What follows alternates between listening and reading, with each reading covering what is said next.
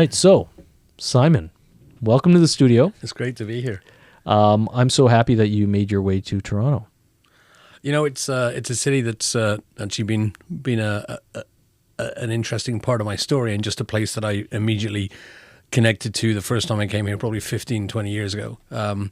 Moving over from the UK to the US, you know, I sort of embarked on a world where I really didn't know anybody, and I found some of the very early events I went to, I was naturally drawn towards Canadian brethren. I think I remember being invited to a dinner at my first ever Cornet event that was just for people that weren't American, and several Canadians, some of whom will be there tomorrow, were at the event. And, you know, the first time I came up to Toronto, I really just sort of fell for it, right? I've always felt that it's sort of like a smaller, nicer, friendlier version of New York, right? It has that vibe, it has that energy, it has that cultural melting pot, it has amazing food, good people.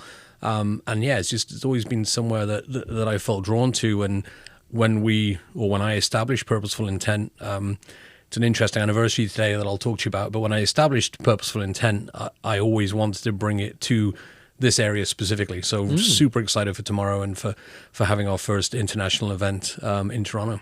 Yeah, well, I'm. It's funny hearing, and I think I saw when you landed. You posted something on LinkedIn or something and said, yes, the first international event. Yeah. And it was weird for me to hear that about someone coming to Canada. I don't know. Maybe we're becoming myopic. You know, we encompass the world, and at the same time, like, we are Canadian. So we're always hearing people going out into the world, but being of the world. Anyway, so it's awesome to have you guys do your thing here. And we're really happy. I'm really happy to host you tomorrow in our big studio. But let's talk about coming from the UK to the US. What was the impetus for you? As is often the case, it was a young lady who I've now been married to for 18 years. I was going back and forth to Arizona from London for a client that I was working with. It was a company called Land Securities Trillium. And at this time, sort of back in late 90s, early 2000s, they bought the BBC's entire portfolio of property and leased it back to them. And as part of that deal, they needed technology to run all of the core services like lease administration and space and FM. And the CIO at the time found this little company in Phoenix, Arizona, who he felt was the best fit. None of us really agreed, but you know, he was leading the charge. So we ended up going back and forth to Arizona a lot of times. And actually, on my first trip, I met my now wife Jill. And so after she lived in the UK with me for a while, and then after we got married, we decided to settle in Arizona. So it's been close to 18 years there now. So man, so you were a young man when you came to Arizona. I was a young man, yeah, definitely. Still try and be as lively as I used to be, but yeah, it was a new world for me, and it was intriguing because I to this day don't know if it wasn't for that opportunity if ever I would have come to Arizona. Right, it's not typically a place that tourists go from the UK, right? They want to go to the closer areas like Florida, or they want to go to Vegas. But, you know, so for a lot of people, Arizona was sort of a stopping point. I will still go into restaurants, bars, shops sometimes, and people will be like, oh my God, I love your accent, because they don't get a ton. They're like, are you from Australia? Yeah. And I think that's why, the other reason why I was drawn to Toronto, because I like having a much bigger melting pot. Arizona's getting there, but still, you know, is not as multicultural as anywhere else I've ever lived, but it's home. It's a nice place to go and relax, and I have a soon-to-be 6-year-old who takes up a lot of my time, which is fantastic. So, yeah, my daughter's 4.5. Oh, great! 4.5 going on, 85. It's the best ages. They really are. Yeah, so much fun. So every day is just such an adventure. So much fun. So that's really interesting to me because I've been to Arizona. I've been to Phoenix. Phoenix? Yeah. Yep. That's where I've been. It's so spread out. But the people are nice. Chill. Very easy to be there. Yeah, absolutely. Very relaxed. So let's talk about this real estate story. You were previously to moving to the States, you were already in some facet of real estate? Yeah, I kind of fell into real estate technology at a university. Sort of my full background is I did a law degree. Decided in my last year that the people who were doing law degrees weren't the kind of people I necessarily wanted to spend the rest of my life working with, and branched out, and I did a master's degree in business with IT. Really enjoyed the technology side of the space, and then kind of sort of fell into a career coding. Learned very, very quickly that I am not a coder. My brain does not work that way. My wife is completely opposite. She's very very mathematical, very analytical, whereas I'm way more sort of on the social sciences side of the space. But what I found I was very good at, which at the time I think was more of a premium, was being able to be that bridge between, the propeller head technology nerds and the business people. So I had roles where essentially I would help develop requirements and understanding of, what were the business trying to achieve, and be able to translate that into computer language for the developers to build. And then just, by happenstance, went to a property company in early 2000s in the UK, and that was sort of where it all grew from there. Certainly not a career I'd aspired to be as a kid. But yeah, now it's, 22 years plus, all around corporate property technology. So. Yeah, it's fascinating because, I would think that whole realm was pretty nascent when you got into it. And even now, like a lot of the kind of, what do we call it? Do people say prop tech? Prop tech. CRE tech, prop tech, add tech to anything and you've got something new. But the prop tech kind of startups that I've been seeing, in various incubators, accelerators around the world, are not necessarily solving new problems, a lot of them, and their solutions are not necessarily unique. It's just the fervor for, innovating in an industry that seems stayed, in particular locales can source capital from VCs, it seems like. But what are you seeing from the landscape of let's say, software that's available for operators of property now versus then?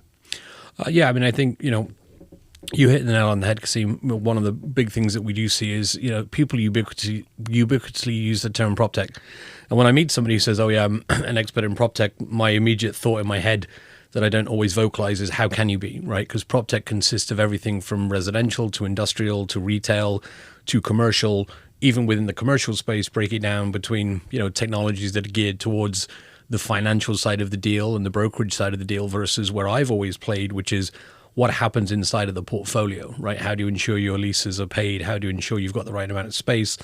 In this day and age, how do you ensure, you can bring people to the office using the right type of tech and then track the actual utilization, right? Mm-hmm. So it's a very, very small piece of prop tech. And I think that's why, we're seeing more investment in prop tech on a larger scale because it hasn't been traditionally very innovative at all. And really, I think what COVID has done is kind of changed the mantra. There's a friend of mine in the UK, a guy called Chris Kane. Chris used to be head of real estate for the BBC and for Disney. And he has a great book called Where's My Office? And this was actually pre-pandemic, talking about the fact that, really the equation was broken because office space was always seen as a deal between, the investors, the landlords, etc. And the user of the actual space, the actual physical employee, was rarely considered. Mm-hmm. And I think it's something that's really come to the fore within COVID. So I think now where we're seeing sort of significant growth of solutions is those technologies that actually help people make better use of when they're in the space, help people advise maybe when they should even be coming to the space. We're seeing a lot of investment still in that because it's, there's no clear market leaders, frankly, across the board. And I think we're also now seeing a convergence of things we've hoped for years, which is really focusing on the role of HR and IT teams within the whole property and FM space. Because, I see people talk about products and they think they came out of nowhere, whereas in reality, some products that now have a real validity within the corporate realm, like tools for booking offices, very simply.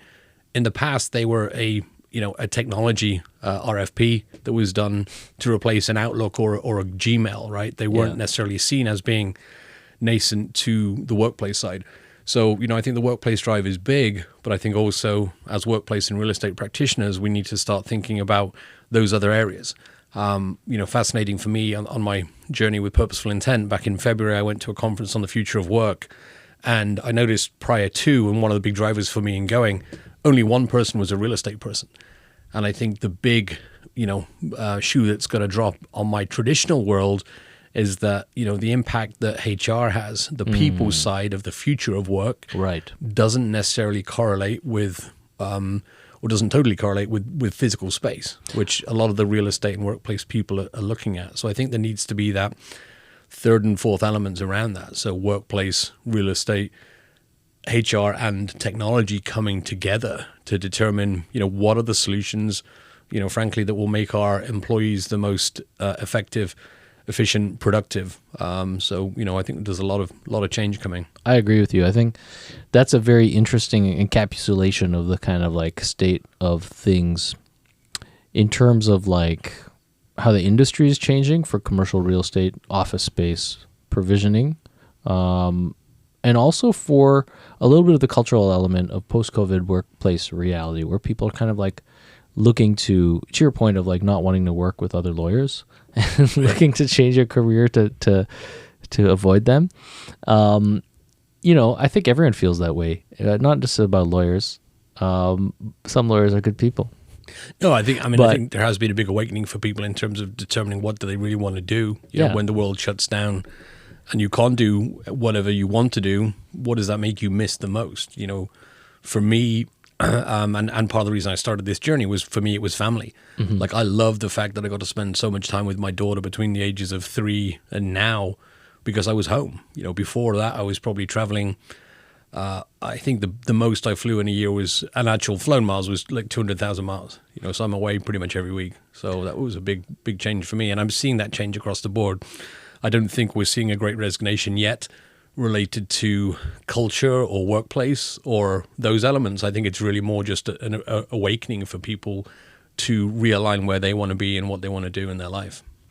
Yeah, and I hope that's true, because, as someone who's lived all over the world, who's worked all over the world, run companies and worked for companies that are not just global in footprint, but employ up to 400,000 plus people, and have seen, this corrosive corporate culture that drives slaves into fear paradigms, and giving them the joyous benefit of weekends off. That whole like 1950s bullshit is pervasive, especially in North America. And I think consumer corporate culture has kind of like gotten to such a point that it, in the pre-COVID world, was at odds with challenging the status quo. People kind of felt that as long as I could buy enough stuff, it would give me just enough dopamine. This is like the tangible, Instagram, TikTok reality. Swipe hard enough, and I'll be happy. Anyway, but without critiquing that stuff, I really have dug into culture a lot, right? And team culture. And that's something that we constantly are kind of like analyzing here at StartWell. And it's something I was telling you as we were walking into the studio that, it took me 5 years to kind of or not even reassess, but to accurately pinpoint who the best focus is within a team, who the best focus of our attention and our communication is to be applied in organizations. And it's not necessarily the senior leaders that come together on campus in meetings, SLT offsites that we facilitate all the time. For our general audience, SLT is not a sandwich. It's not, there's no bacon in it, or salmon instead of bacon. It is a senior leadership team, right? And someone on my own team at StartWell, someone on our team asked me today when they saw one of our members book one of those, they were like, "What's SLT mean?" So like jargon kind of convolutes things, but whoever comes to StartWell to collaborate and innovate, hopefully, in their team sessions, is brought here. And the people who facilitate them coming here are really, really important to us, because they appreciate not only the value that their team will derive from the experience, but they do the legwork to figure out how to bring those people here. And that can be quite a lot in today's reality. Like every day on campus here, we're facilitating up to 20 different teams to come together. And a lot of those have suitcases. Like people will have flown in straight from the airport into a session at StartWell. So imagine the kind of like effort. You were talking about being kind of a road warrior, in your previous life, pre-pandemic. A lot of people still have that reality. And if you're a leader of a big company, you have to get out to the markets.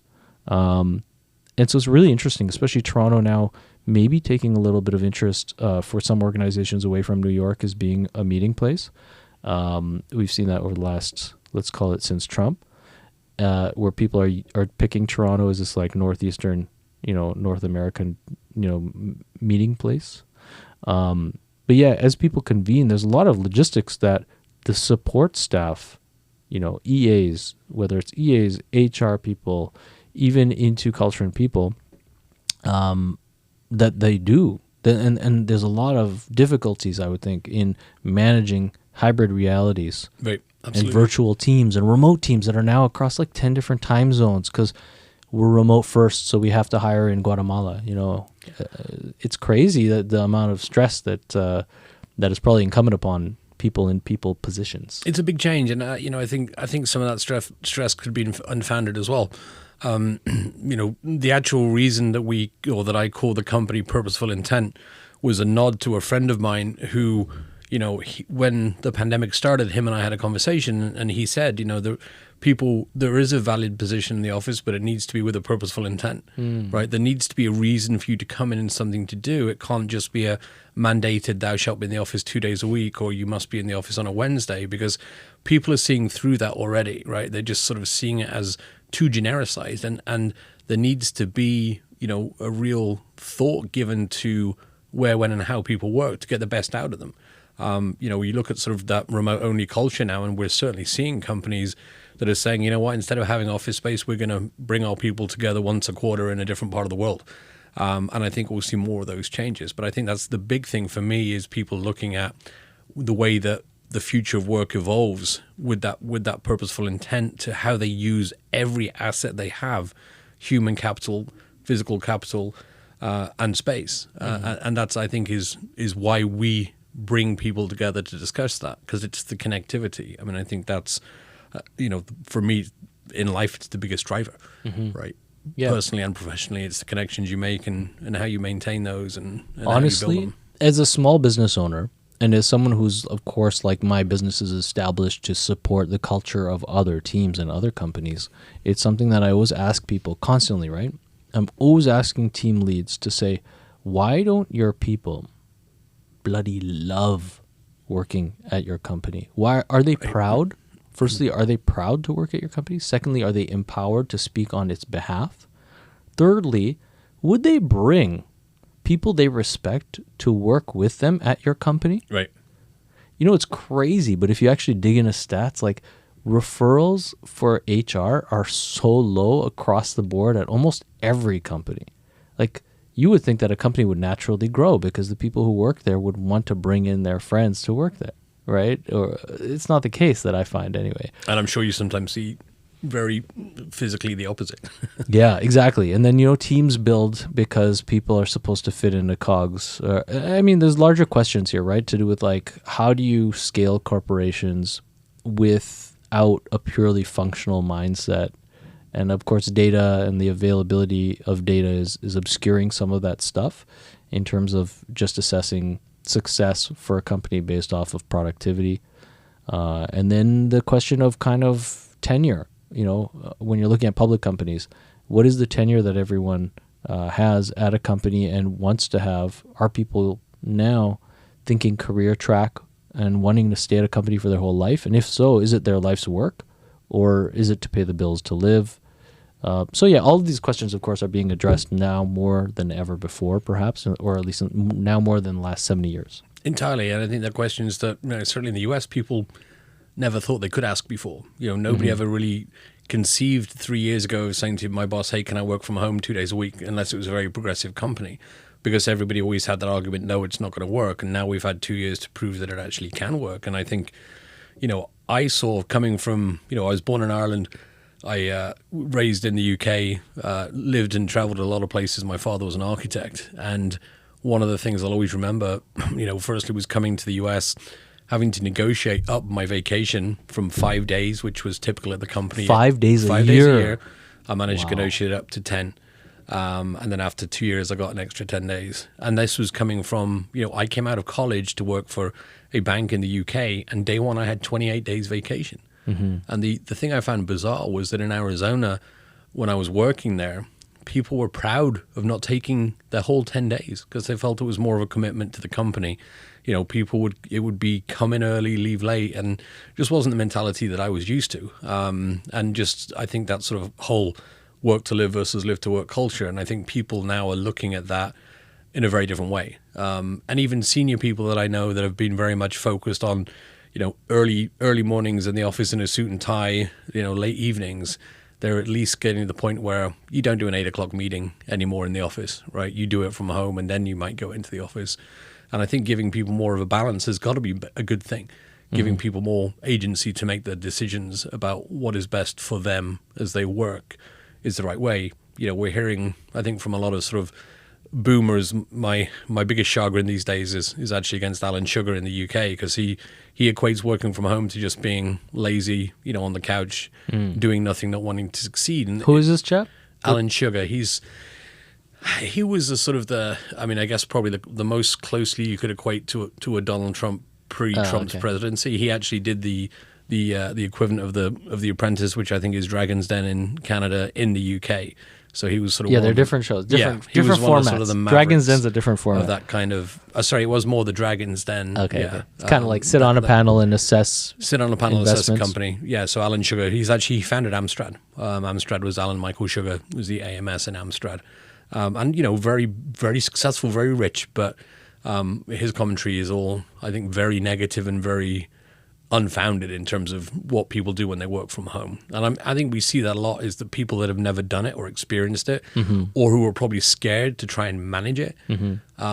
They just fear it and they try and pick holes in it. I see it all the time on a daily basis from brokers who are saying, you can't do this, you know, and then sort of fear, in some instances, not all brokers, but in some instances, fear-mongering, trying to encourage people to be back in the office because they know that will give them more of their deals, right? Sure. So it's brokers. Don't get me started on brokers. Yeah, you know, it's funny because that's a whole another sideline note, is the pandemic kind of wiping out the cockroaches somewhat in the industry. At least here in Canada, so many brokers were without income and left to choose different jobs, you know? Yeah. We've had a great culling. And it's very interesting because when we were in Toronto at 1% vacancy rate in 2019, 1%, you know, we had here in Toronto, at StartWell, we had a waiting list that was probably about, you know, a year long for people to get into an office. We're a very small campus, 20,000 square feet, you know, at the time, 9,000 square feet allocated for offices. The rest, you know, common space, event space, meeting space. So we were kind of like already on the zeitgeist pre-pandemic, coming into where we are now. It's always been a mission of mine to kind of get out of office space, to be honest, because carrying the risk in leasing 20,000 square feet and carrying that risk for the landlord is ridiculous.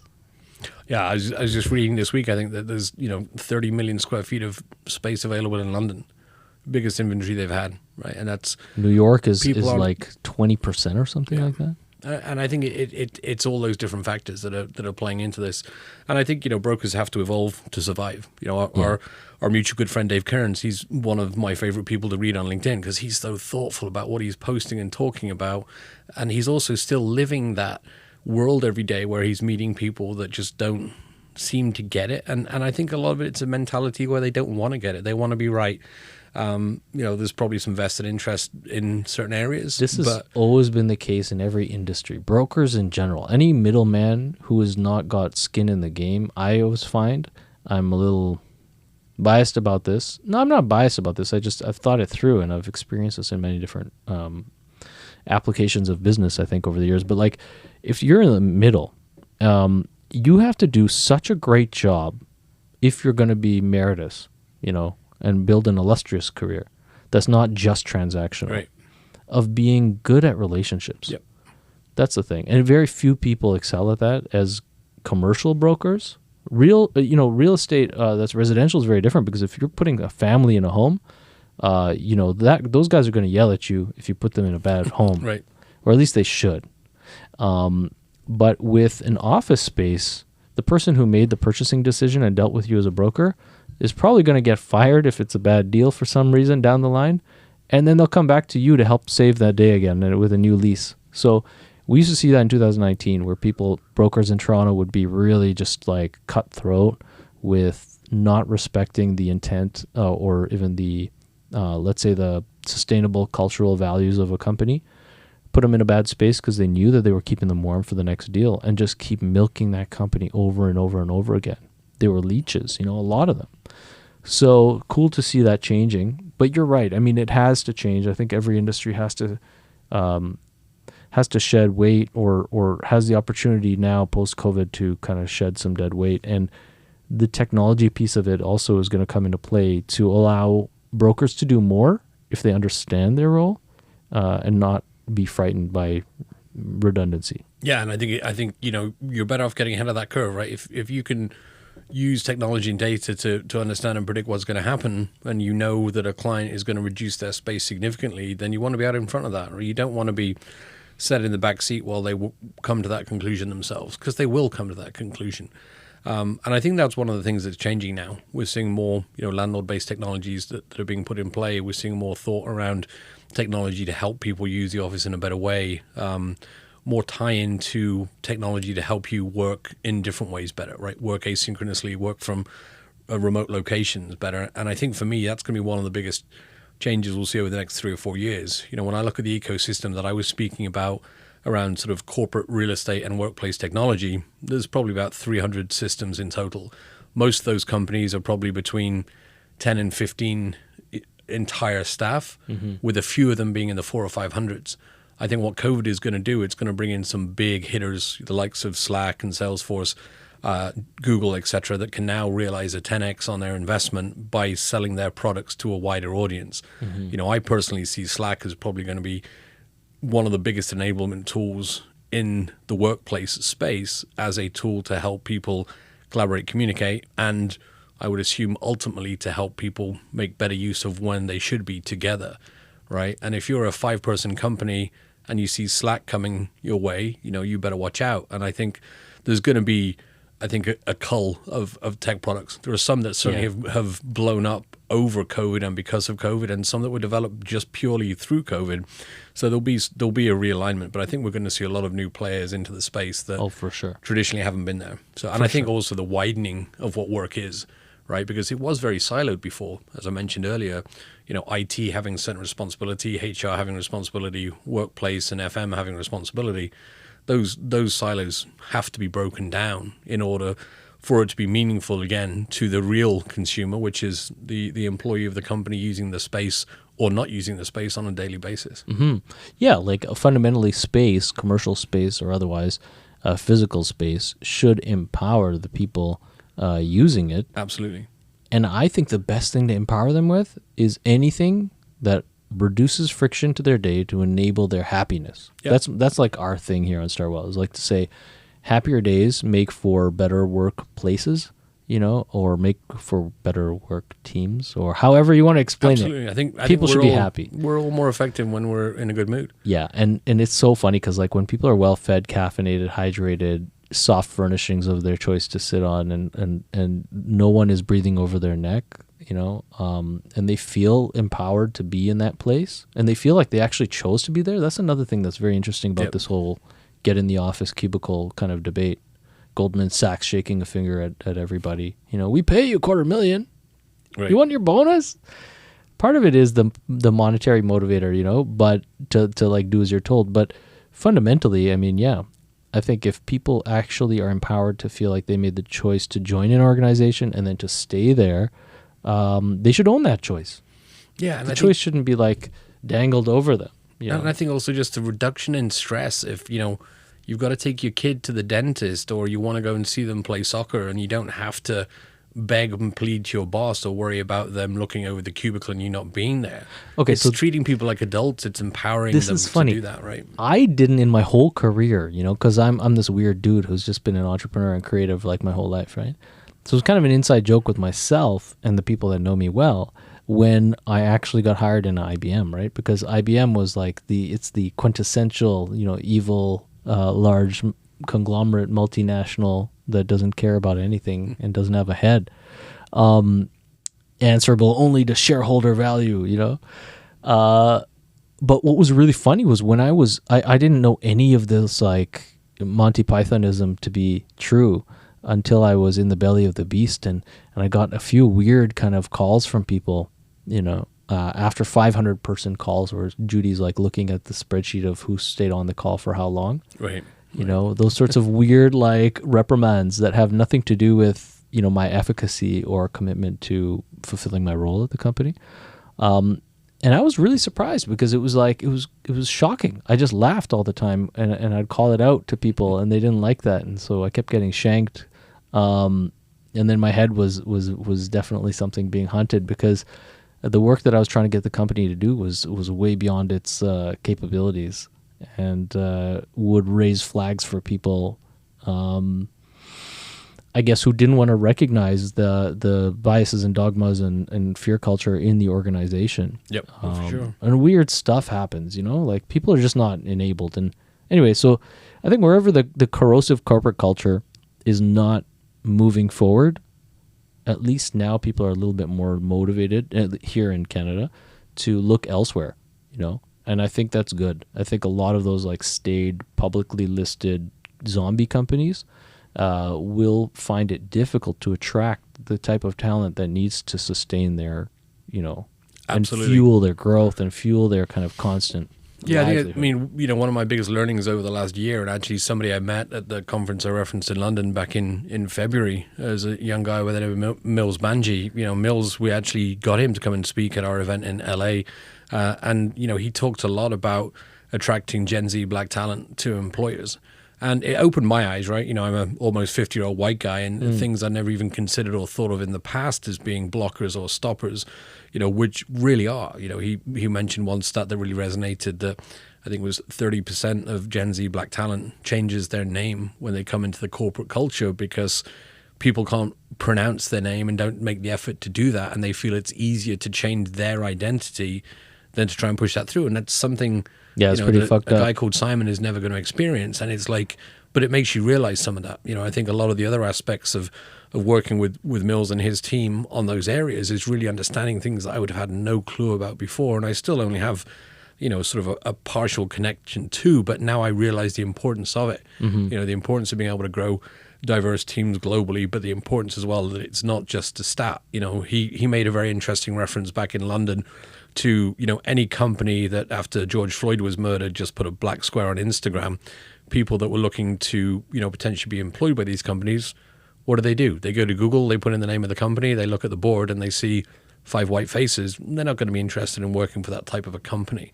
So I think technology has really helped enable people to quickly uncover, you know, the realities of some of these organizations that might purport to support things that they really don't. And I think we're seeing more and more of that when you look at sort of where companies are investing in the US, particularly in, you know, certain, you know, certain sensitive areas like, you know, abortion, et cetera, and some of those. Oh, right. Trying to get people into different states to do what they need to do. Yeah. Yeah. So, you know, I as a company say, yes, I'll pay for my employees to travel to a different state for a medical procedure. But on the other hand, I'm donating $2 million a year to a politician who clearly is not of that same mentality. And I like the fact that people call it out. It was also eye-opening for me. You know, Mills came over to LA and he's using the term woke several times, you know, and using it in the right way, that people are awakened.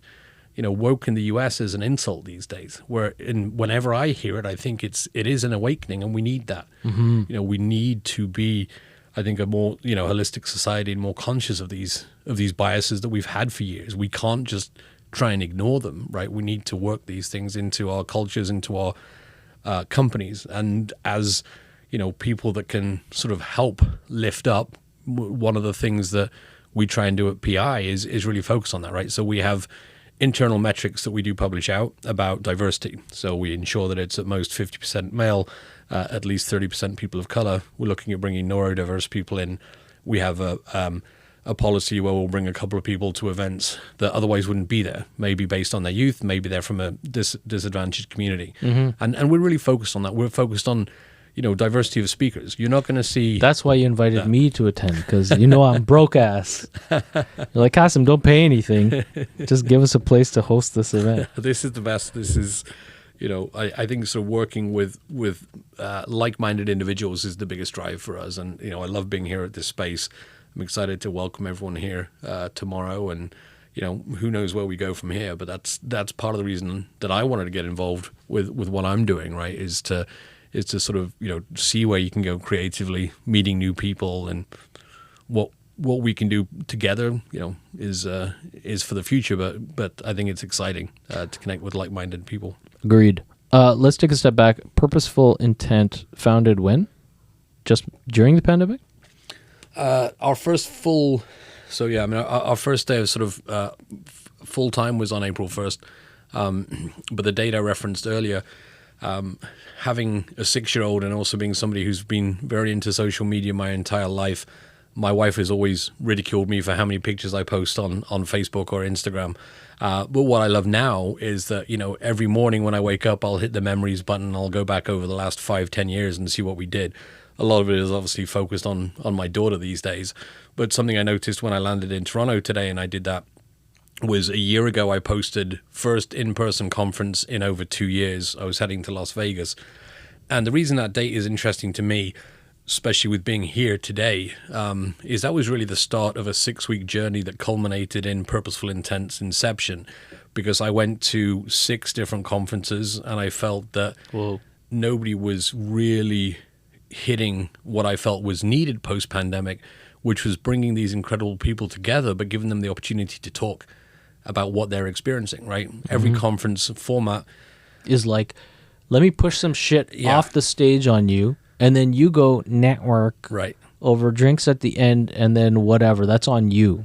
And that's when really the point is to get people together and get that brain trust going and have that experiential. That's why I like this whole workshop format. So tell me a little bit of the format of the event that came out of this. Yeah, so I think, and again, I think based on that sort of 6 weeks plus 22 years of doing these types of events from every angle, from being an attendee, a sponsor, etc., I really felt the missing elements were very much bringing people together with a sense of community. So the middle of our days, we do 3 one-hour workshops, facilitated workshops. All we bring as Purposeful Intent to the table is great facilitators and a topic. So some of the topics we're going to talk about tomorrow include demystifying the metaverse. We're going to talk about actionable data for the workplace. And what we do is come up with those topics and then have a discussion with the groups around what is important to them. Mm-hmm. So we don't pre-can any content. We're not presenting. We're facilitating a discussion. And there's been a real benefit in terms of getting people to communicate together on in those subjects. We bookend that with speakers, but what I also do and commit to, the speakers will never be paid. People will never pay to speak. Okay, they will be thank paid. You for clarifying that. And then the other aspect is I try and get people that are sort of on the fringes of the industry. I've certainly sat at many conferences and you hear somebody speak and you think, I could probably do this. Mm-hmm. I want people that are going to make really people stand up and question everything they've thought in the past. Tomorrow we have 2 tremendous speakers. Linda Nazareth, whose background is really from an economics perspective, and she's going to talk about, what's happening in sort of the future and really the why of work as we go forwards.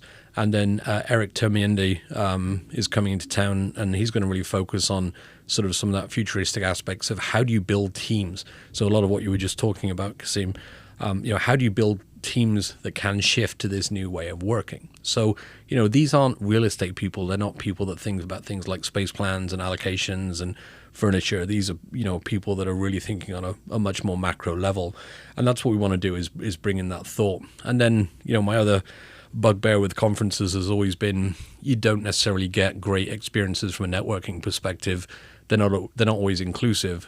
So what we do with our events is, we put on a great dinner. For Toronto, we're putting on a great dinner in the evening that everybody who's been part of the day is invited to. Mm-hmm. We've done more extreme things in the past, and we will again. Probably the most memorable, our first event we had, you mentioned earlier, being a wannabe rapper when we were younger, but we had DMC from Run DMC perform live. Amazing. But in addition to that, he did a phenomenal fireside chat about lots of things, but including, creativity, diversity, inclusion, being a young black kid with glasses who liked poetry was essentially his background. Sure. Made him into one of the world's, foremost rappers. But I think hearing those conversations and about, how he innovated, right? Mm-hmm. We saw a lot of parallel between him And our first speaker that day, a gentleman called Duncan Wardle, who we're going to bring back in San Francisco. And Duncan's background, he was the former head of creativity and innovation at Disney. But the thought patterns of a Disney executive with how they reimagine their parks, and a young aspiring rapper and how he imagined the lyrics were incredibly tied together. So it was, I think, a really interesting insight. And a lot of it, does gear around those topics we talked about of innovation and, bringing what Duncan calls naive experts to the table. He has some tremendous stories about one that will resonate with me, was about sort of how they developed some of the spaces in Disney in Shanghai. They brought in a pastry chef to one of their meetings when they were talking about development of space. And he did this exercise where he asked everybody to draw a building or draw a house, right? And I'm sure you and I would have various different variants on, drawing a square with a triangle on top and a window and a door and a couple of windows. I'm not 5 years old, man. Or maybe if you're more a design aesthetic, you might take it 3D. Well, the pastry chef lady, she actually drew a house that looked like a Chinese bun, and that was actually the inspiration for some of the houses they put into Disneyland in Shanghai. Cool. And I just love that concept, and that's sort of something that I want to take to our events, of having that sort of expert, but not somebody who's going to tell you things you might think you already know. So absolutely. I mean, it's really critical for people to be able to think outside of the box, and to do that, you almost need to shine light into the box. Yeah, for sure. Cool, man. No, I'm very stoked for tomorrow. So Purposeful Intent has been how many sessions so far? How many different cities? This will be our 6th city. So we had we started off in Phoenix, where I'm based. In February, we did a small event in San Diego, and then we did events in New York, LA, Toronto, and actually this is 5. 6 will be in San Francisco at the end of the year. And I'm stoked because last week I got word that we're going to host it at Salesforce's Ohana floor. Beautiful space, all about connection and connectivity. So I feel like we're moving things in the right direction and getting good visibility, and I think sort of just changing the game in terms of how people are looking at connections and networking and learning together. So what's the plan for next year, do you think? Anything that's on the docket as of now? Yeah, I mean, we're looking at the cities. It's going to be a combination. We've certainly seen sort of that we have to be thoughtful in terms of where we bring the events. We tried to do an event in a city and just didn't get any interest. As a sort of CEO of a 1.5 person startup, that was my biggest learning this year. But luckily, we pivoted quickly enough that we were able to move it. But I think at the outset, we're going to look at doing probably Boston, LA, San Diego. We will probably do New York again because definitely of the drive. Toronto, potentially Montreal. And then we're also going to do a couple of what I would call pop-up events. So we're going to go down to Australia and probably do in the same week, do an event in Melbourne, one in Sydney, and do the same in Europe, determining yet where. But I think for me, part of that is to look at the international perspective, right, and hear different things. I mean, 8 years or so ago, I was working for an Australian company called CRE, and at the time, the Australian market, they were way ahead of the curve when it came to activity-based work. They were very much a company or country where people already had that balance, right? Their focus was more on what they did for outside of work than in work. Right. And they very developed lifestyle focused. Yeah, and developed real estate solutions to meet that need. So I'm fascinated actually to go down there just to hear, and that's the other beauty of these events, right, is to hear what people are actually doing and experience that, right? And intriguingly, for me, I've had several of my sponsors come up to me and just be like, wow, Simon, we learned so much just by sitting back and listening to our audience, which is typically real estate and workplace executives, talk about what they're experiencing. So that's sort of part of the reason for the growth to other countries. So. And this is what you do now, right? Is this the only thing that you do? Yeah. This is my full-time gig. I mean, I do some consulting for some of my background is all in really the tech world. So I do consulting for sort of some of the tech startups in our space to help them build out their products. You mentioned earlier about the solutions out there. We still see solutions to problems that don't exist, but I've also conscious in my background of seeing products that if they had a different sales leader or a different focus, or they had some connectivity to the industry, would have been very successful, that have failed. And so what I try and do is work with companies and brands where I feel they have something unique and help them grow in whatever way possible, whether that's with, introductions to the PI community and the right types of people to help them, or, simply talking, developing, functional requirements and helping them with processes, etc. So that's kind of what I do in my spare time when we're not working on the events. Totally dovetails with the events. Yeah, absolutely. That's awesome. Yeah, I see a mentorship network that's turnkey, right? Not just you. Yeah, absolutely. We'll bring 6 facilitators tomorrow, all people with very different backgrounds and experiences, but all people that could be a benefit to PI and the wider network as they go through, the different challenges they're facing. So everything from, organizational design to physical design to, obviously tomorrow's focus is more on the technology, but in the past we've done, focuses around DE&I, innovation. So, the people, the core of PI in terms of the learnings are certainly the moderators that are helping bringing out the right types of discussions. So always grateful to them for participating in our events. Excellent, man. Wicked. Cool. Thanks for joining me. Thank you. We're super excited for tomorrow and excited for a future with StartWell. So. Absolutely. It'll be long and illustrious. Love it. All right, mate. That was good.